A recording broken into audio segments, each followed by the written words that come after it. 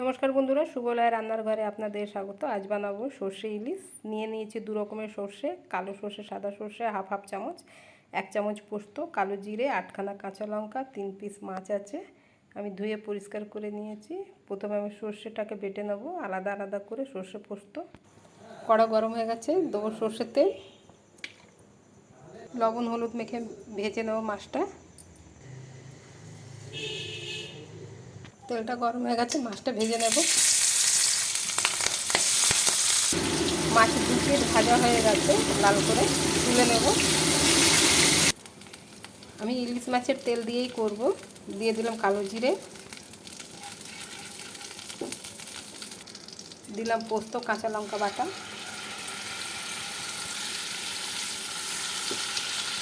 দিয়ে দেবো হলুদ গুঁড়ো, দিয়ে দেবো বেটে রাখা সর্ষে, দেবো অল্প লবণ।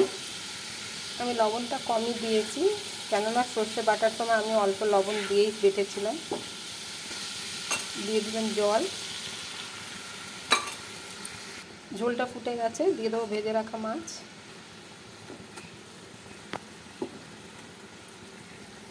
একটু উলট পালট করে দেবো,